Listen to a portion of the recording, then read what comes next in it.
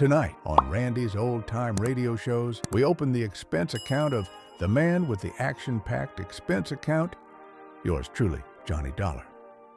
First airing in 1949, this show followed insurance investigator Johnny Dollar, who always seemed to find danger in every case.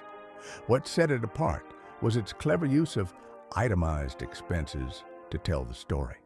And in the 1950s, the show switched to a 5-part weeknight serial, drawing listeners in night after night. So settle in and check those receipts, because every clue and every dollar counts. From Hollywood, it's time now for Edmund O'Brien as... Johnny Dollar. This is Bob Case, Dollar, Piedmont Mutual. I've got to see you right away. What's the rush? The girl was pulled out of the East River. Turned out to be a policyholder.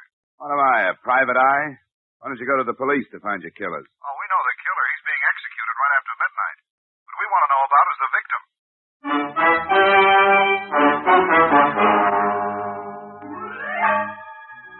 Edmund O'Brien in another transcribed adventure of the man with the action-packed expense account, America's fabulous freelance insurance investigator. Yours truly, Johnny Dollar.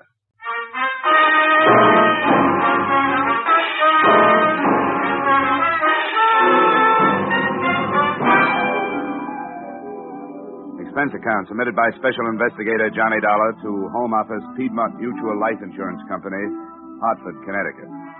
The following is an accounting of expenditures during my search for the beneficiary of policyholder Pearl Carrasa. Expense account, item 1, $4.50, mileage, Hartford to Sing Sing Prison, last place of residence of the girl's convicted murderer, Marty Pruitt. He was sitting in his cell playing solitaire.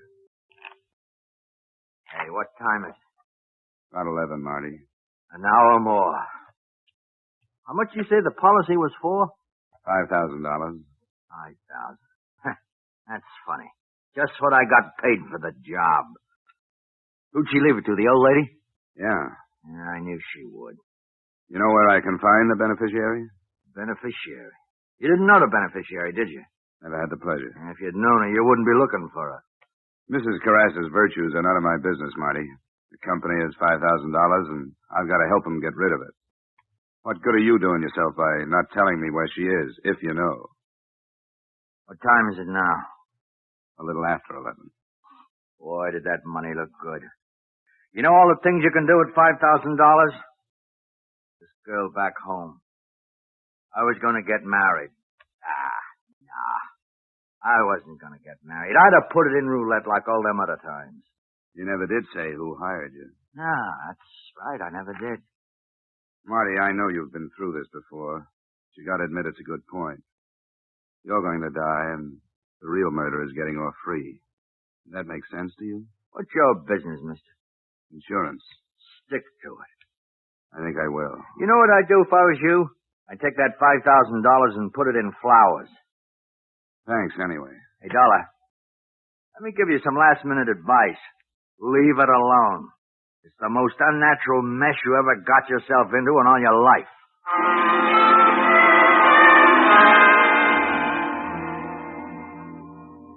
Expense account, item 2, $3.56, mileage, Ossining, New York to Police Headquarters, New York City, where the next morning, Lieutenant Bernard Goldberg offered me photographs of the dead girl, a cigar, and what little information he had. A body. We got the name off the wallet in her hip pocket. What? Slacks. Oh. The patrolman down at the docks picked up Marty Pruitt right at the scene. The trial was cut and dry. That's such a rally. But it's funny about these guys. Yeah. It's crazy loyalty to somebody who maybe wouldn't think twice about slitting his own... Yeah? 2 M's and remit. Dollar. 2 M's and remit. No. No. Thanks, Lieutenant. You don't have any idea where I can start looking for the mother. Most I can do for you is to give you the girl's last known address. But we've been over the ground 100 times. It's a rooming house. Nice but stupid old couple that don't know nothing. The Seattle address on the policy. 1941. Then San Diego, then to Cairo, maybe. Who can know? But we're still working on it. Lieutenant, how do you spell parasitical? Dollar. Parasitical. Tell him to look it up. Look it up, Sergeant. What am I, a Webster?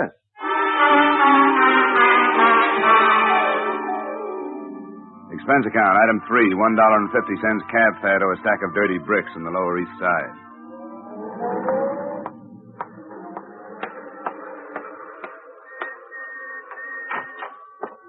Well, you have no business being up here in the first place, and especially with your husband in that condition.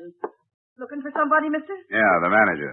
Third door to your right. Thanks. Now, don't tell me it's none of my business. Not when I bring soup down there every single day. Why, I never heard the like of you. Oh, come in. Howard, why don't you sit down?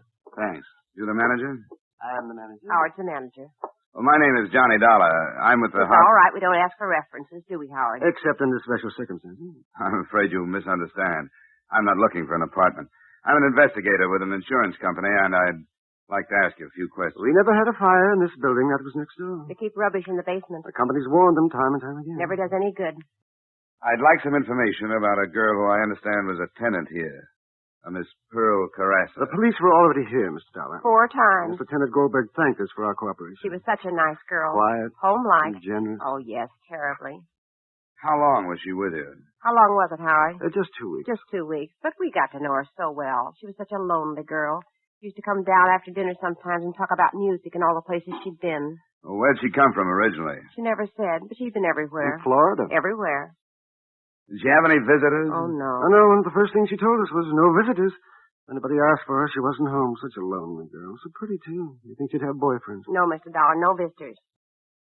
Did she act as if she were frightened of something? That's just what the police asked us, and we told them before, and we told them at the trial that we thought she was frightened. Yes, we had her luggage here for a while, but the police took it. I've been through it, thanks. Did you notice all the labels from all over everywhere? Wonder what they're going to do with all those lovely dresses and shoes. Look, I know the police asked all these questions, but did you happen to notice if she got any mail? Yes, we did. She didn't. No, not a single letter, no. Did she spend much time away from her apartment? Very little, only. Twice a day, once in the morning and once in the afternoon, but she always came back within an hour. I don't suppose you have any idea where she went. That's right, we don't. What'd you say you were again? Insurance investigation. Thanks for your time.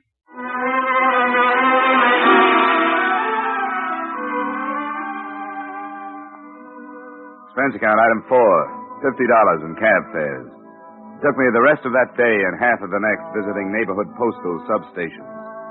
It looked like a beautiful way to waste time, but I was betting on the impossibility that her daily excursions had been for mail. This kind of foot padding taught me very little other than the fact that there are a good number of substations in any given half-hour area. The second afternoon, I dragged into a fruit store which advertised Postal Station 324, along with a special on honeydew melon. I walked up to the little cage. Anything for Carrasa today? Who? Carrasa, general delivery. Just a minute. Carrasa? Carrasa. C-A-R-R-A-S-A. Carrasa. Just a minute. Yes, here we are. They send postage to Las Vegas, Nevada. I looked at the envelope. Pearl Carrasa, all right. It had been forwarded from Las Vegas 3 days before. I said something to myself about hard work, patience, and fool's luck, then headed for a phone.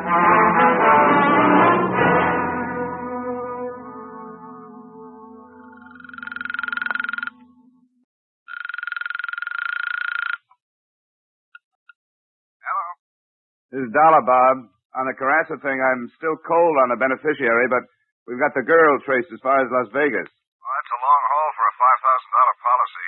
You have a final address on her there? A letter was forwarded to General Delivery here in New York that was originally addressed to the Rambo Club. I got a permit and had it opened. Nothing but a dressmaker's bill. I guess the Las Vegas Postal Authority sent it on. That's all I got. You want me to follow it up? Nothing else we can do. You hereby have authorization. Get going.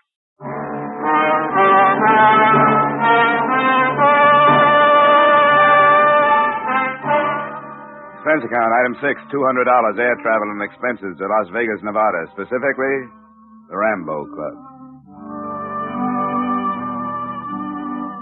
It's always the same when I hit Las Vegas. I expect to find tuxedos and evening gowns playing the games, but I never do. A bootblack comes in off the street with the last quarter he made and plunks it down on 21. A grandmother with a California pension. A red-headed kid with Oscar's Super Service tattooed on his overalls. I always ask myself, where's all the big money?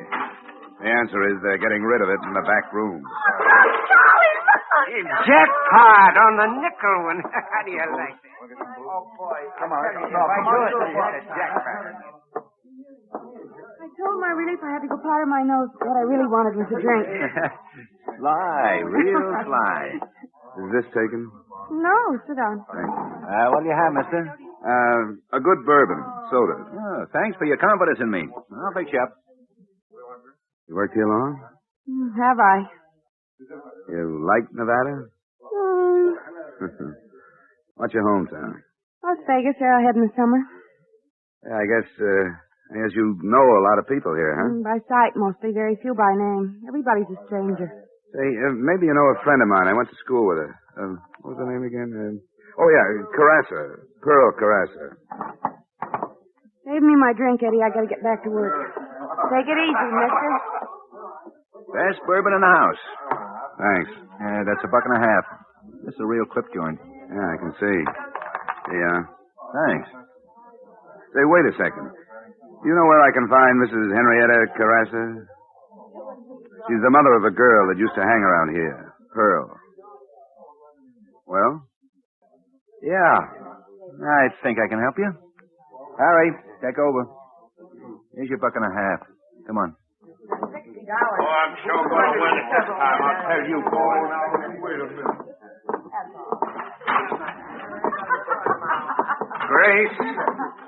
Grace, will you quit? Grace, will you?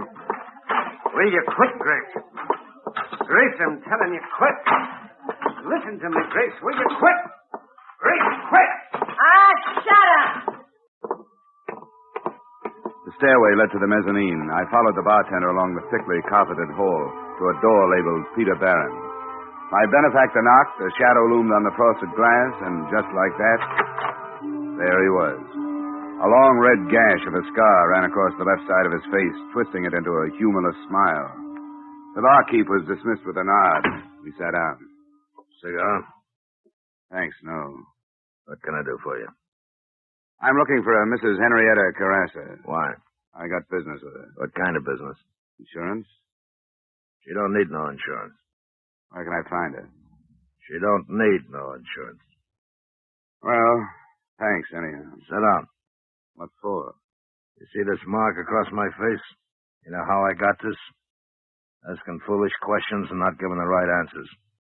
Suppose you tell me what you want with Mrs. Henrietta Carrasa. I'll tell Mrs. Carrasa you were interested. Oh, look, this is no way to talk to me. Now, I got a lot of respect for your business ethics and all that, but you know how it is sometimes. Now, come on, Mr. Insurance. What do you want with Mrs. Carrasa? Are you a pretty good shot with that thing? 38's are my specialty.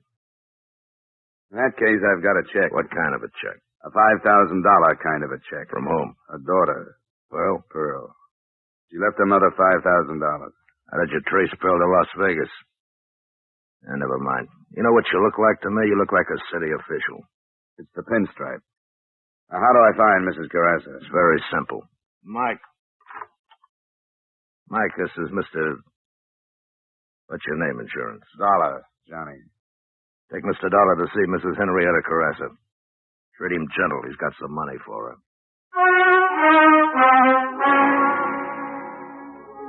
The place looked and sounded the same on the way out, but something was different. Maybe it was the 4 6-footers standing at the door. As they fell in behind me, I thought maybe I'd asked one question too many. At the alley, I found out how right I was.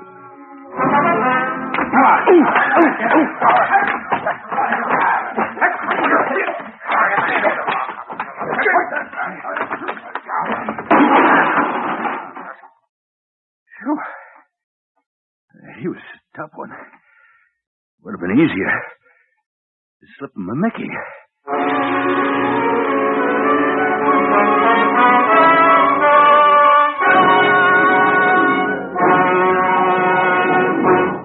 In just a moment, we will return to the second act of yours truly, Johnny Dollar. But first, You hear them all on CBS, and some of the funniest parts of that all comes from the bird brain of a woman, Miss Gracie Allen of Burns and Allen.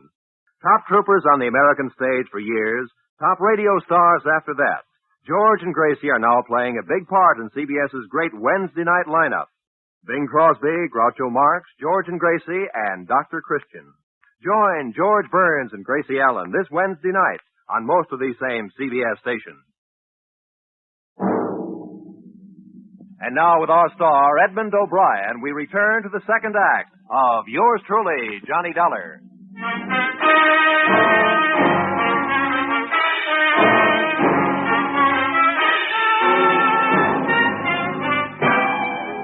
There was a lot more to this case than a $5,000 insurance payoff. I'd sensed that from the beginning. A hired killer with a still unknown employer had searched out the girl in her New York hideaway and done a thorough, if not profitable, job. His warnings, which a man of my profession is bound to ignore, were beginning to materialize. As I woke up, I could hear voices.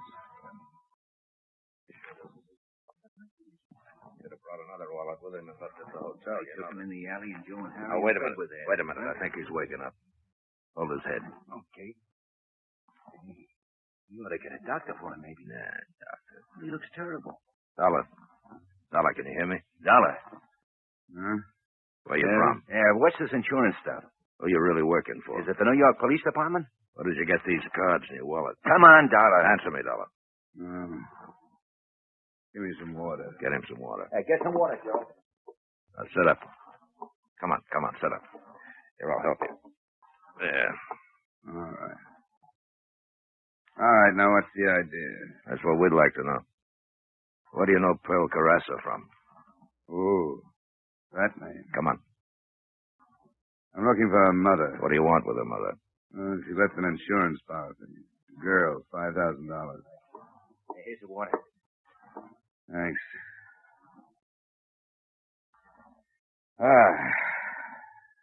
Who are you? Pete Barron. Oh, yeah.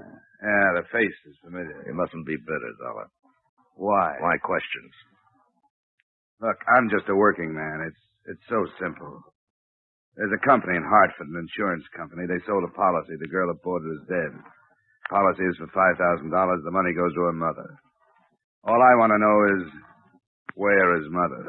No kidding. Are you really an insurance man? No kidding. Well, why didn't you say so? Why didn't you come right out with it? Why do you go sneaking into bars asking funny questions?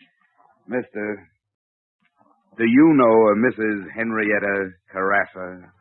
Here in Las Vegas? Here in Las Vegas. I tell you what I'll do. I'll look it up for you. Thanks. Now, lay me back down again.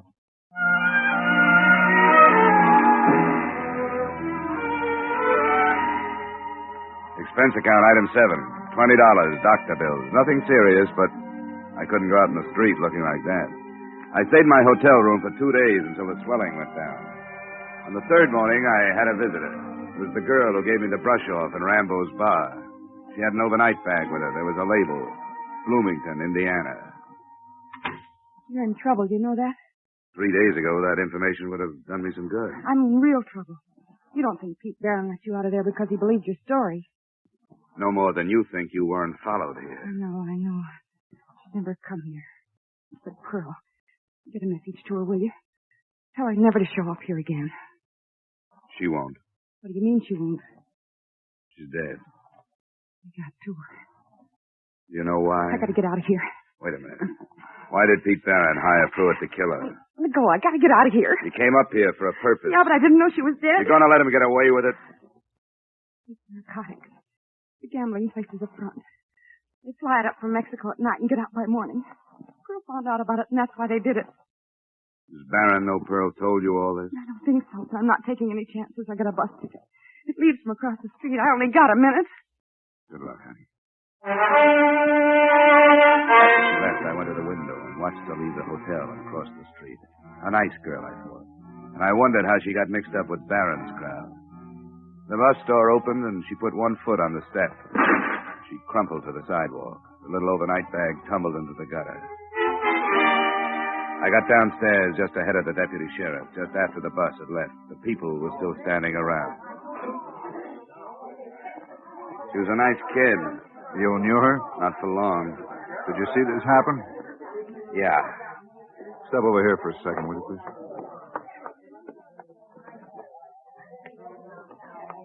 May I have your name, please? Yeah, sure. Here, here's my ID card. Insurance investigation. Something about her? No, a friend of hers. Pulled out of the East River. Pearl Carrasa, shot to death. Carrasa? Yeah, you didn't know? Oh, we heard she left town. That was about all. She got mixed up with Pete Barron and her family disowned her. Well, did you see what happened to this girl? She was just getting on the bus. Sounded like a rifle. She was working for Pete Barron, too. Yeah, I thought I recognized her. She just come up to see me. Had quite a story to tell. Barron's running narcotics up from Mexico by plane. Yeah, so I've heard. We've had our eye on him for months, but we aren't ready to pick him up yet. Why would she tell you that? She had to tell somebody. She had a message she wanted me to deliver. To Pearl. Well, this is beginning to tie up. But what's insurance got to do with it? Carrasa girl left a policy, $5,000 to another. Her conscience must have bothered her. Comes from one of the finest families in this part of the country and starts downhill with a crowd like that. Now, her mother needs $5,000 like I need 2 haircuts. And, mister, if I were you, I'd take that check out to Carrassa's and catch the next plane out of town. You know something, Sheriff? That's just what I'm going to do.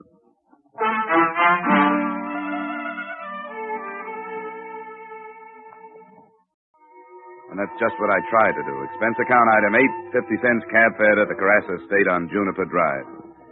They should have charged admission. There was an ivied stone wall running all around it, and a mile drive through a cactus rock garden to the mansion. I felt a little like a grocery boy delivering a check for a measly $5,000. I was met at the door by a butler in a business suit and was toured around an indoor swimming pool and potted palms to the library. Buried in a large leather chair, reading a 25-cent version of How to Be Your Own Gardener, was the man of the house. I was introduced and left alone with him. Insurance? Investigation. How long since you've heard from your daughter? Oh, such a long time, such a long time. Is she in more trouble? She's dead, Mr. Carrasa. Dead? Pearl dead? Can't be. What happened? She was killed. An accident? No, it wasn't. Not an accident. Someone hired a killer. Oh. It's my fault. I knew, and I did nothing. Gregory, I've been looking all over for you. Have you watered the palms today? No. You didn't water the palms. Now, Gregory, the leaves will get all yellow and fall all over the floor, and it'll take simply minutes to clean up the mess around the pool. And I told you specifically that the music club had changed from Wednesday to Monday, and Monday is tonight. This is a man from the insurance company. How do you do? Now, Gregory, please do this one thing for me. You know how much I have to do. Henrietta. It's Pearl. I told you never to speak that name in my presence. She's dead. Dead? She was murdered, Mrs. Carrasa, in New York. I'm not sorry. Maybe I should be, but I'm not. Not in the least. She's never done anything but bring shame to me and to her father. She brought these awful people to the house. To this house, mind you. Humiliating me in front of my friends. She even wants to marry one of them. Henrietta, please, not now, Henrietta. I'm not adept at putting on false grief like you are, Gregory. She was no good. When she brought this man in, I told her right there and then, you're not my daughter. Go to the people that you fit in with. Well, this is the way it had to end. I'm going upstairs. Mrs. Carrasa, just one thing more. If you'll sign this paper, my job will be over. I have a check for you. A check? What kind of a check? She left you $5,000. Me? She left me $5,000? I remember. The policy she took out in high school. She never canceled it. Even when you sent her away. I don't want it. I don't want it. Tell me, do you know who killed my daughter? The man that did the actual killing has already been executed in New York State. The man who hired him, it's only a suspicion. I'd rather not say. Barron. What about this check? I don't think she wants the money. You can tell your company that. Look, Mr. Carrasa, I've come a long way. I'll leave it here. You can sign the form and mail it. Would you mind calling me a cab? Expense account item 9, 50 cents cab fare. Just as we pulled out of the driveway, somebody else pulled in. I don't know if he saw me, but I saw him. It was Pete Barron. Are you sure, Dollar? Positive. Sheriff, I woke up looking at that face. What would Barron be doing at Carrasa's place? Could be a connection you didn't know about. Yeah, this could be the tie-up we've been looking for. Somebody who supplied the dough. It's a big operation. I'm sure Barron didn't have enough dough to start it. Well, what are we waiting for?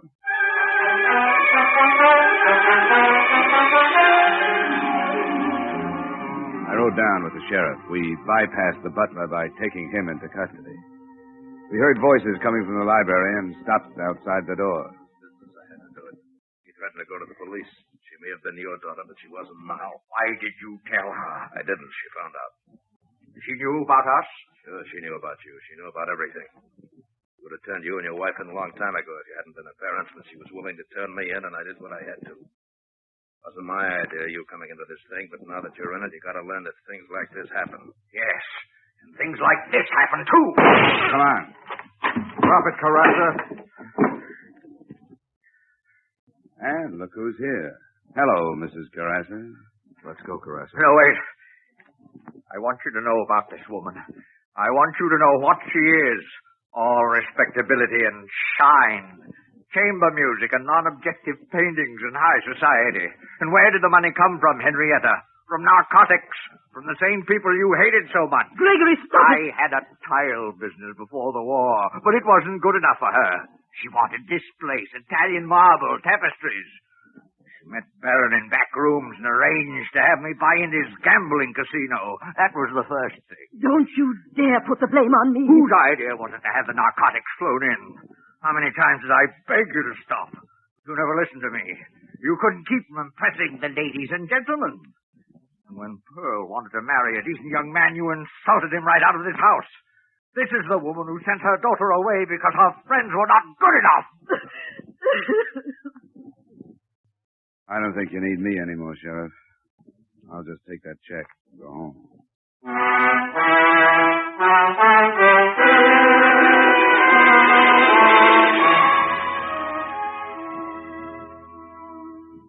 Expense account, item 10, $200. Transportation back to Hartford. I don't know what you can do with the check. If it were up to me, well, I'd use it to clean up the respectable slums. But that's not my problem. Expense account total, $712.55. Yours truly, Johnny Dollar.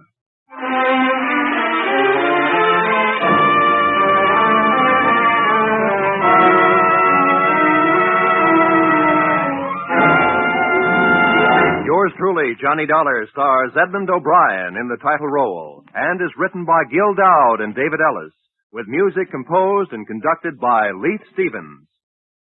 Edmund O'Brien can currently be seen starring in the Harry M. Popkin United Artists production, D.O.A. Featured in our cast were Hy Averback, Joseph Kearns, Bill Johnstone, Bill Conrad, Martha Wentworth, Sarah Selby, Howard McNair, and Virginia Gregg. Yours truly, Johnny Dollar, is produced and directed by Jaime Del Valle.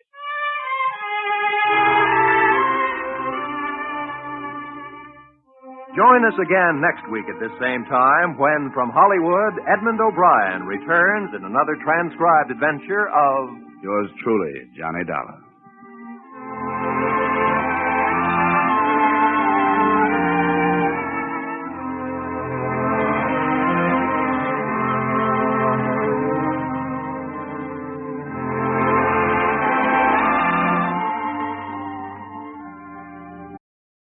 Well, folks, that's all for this episode here on Randy's Old Time Radio Shows. Now, bringing these golden oldies back to life takes no small amount of time and effort from our good friend Randy, cleaning up the audio, converting the files, and making sure each show has the best audio possible. If you've enjoyed the program and you'd like to help keep these classics on the airwaves night after night, why not consider a small donation? every penny goes straight to supporting Randy's work and helping this channel stay on the air. You'll find the links down in the description below. And for those of you kind souls who've already given, Randy tips his fedora to you. Your support truly keeps this old radio spirit alive. Thanks ever so much. And until next time, keep those dials tuned and keep the memories rolling.